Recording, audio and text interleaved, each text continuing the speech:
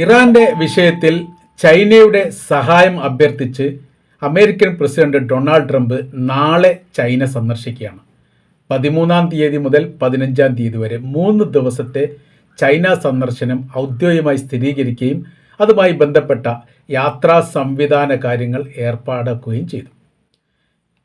ഇത് നിലവിലെ സാഹചര്യം നോക്കുന്ന സമയത്ത് അന്താരാഷ്ട്ര തലത്തിൽ വലിയ രീതിയിൽ ചർച്ച ചെയ്യപ്പെടുന്ന ഒരു വിഷയമാണ്.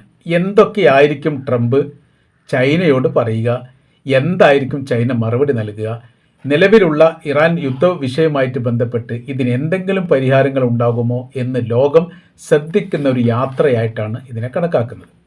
5 കാര്യങ്ങൾ പ്രാധാന്യമായ രീതിയിൽ അമേരിക്ക ചൈനയോട് പറയും എന്നാണ് ഇപ്പോഴത്തെ ഏറ്റവും പുതിയ റിപ്പോർട്ടിൽ പറയുന്നത്. നമുക്ക് നോക്കാം എന്തൊക്കെയാണ് അതിൽ പറയാൻ ഉദ്ദേശിക്കുന്ന കാര്യങ്ങൾ.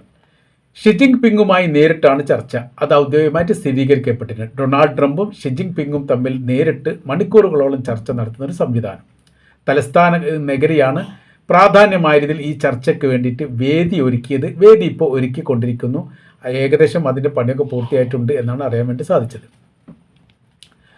ചർച്ചാ സംബന്ധമായ കാര്യങ്ങൾ നോക്കുന്ന സമയത്ത് ഒന്ന്, അമേരിക്കയും ചൈനയും തമ്മിലുള്ള വ്യാപാര പ്രശ്നം അഥവാ താരിഫ്, ചുങ്കം, ഇറക്കുമതി കയറ്റുമതിയുമായിട്ട് ബന്ധപ്പെട്ട വിഷയങ്ങൾ, അത് നികുതിയുമായിട്ട് ബന്ധപ്പെട്ട കാര്യങ്ങളാണ് പറയുന്നത്.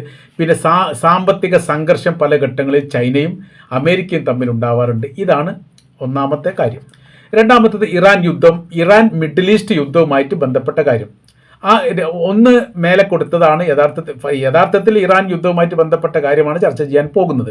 എന്നാൽ അത് തലക്കനത്തോടു കൂടി കൊടുത്തിട്ടില്ല, അത് രണ്ടാമതാക്കി മാറ്റിയിട്ടുണ്ട് എന്നൊരു വിമർശനം ഇപ്പോൾ തന്നെ വന്നിട്ടുണ്ട്. അപ്പോൾ ഇറാനും മിഡിൽ ഈസ്റ്റ് യുദ്ധവുമായിട്ട് ബന്ധപ്പെട്ട വിഷയം, അത് ഇറാനിലെ എണ്ണ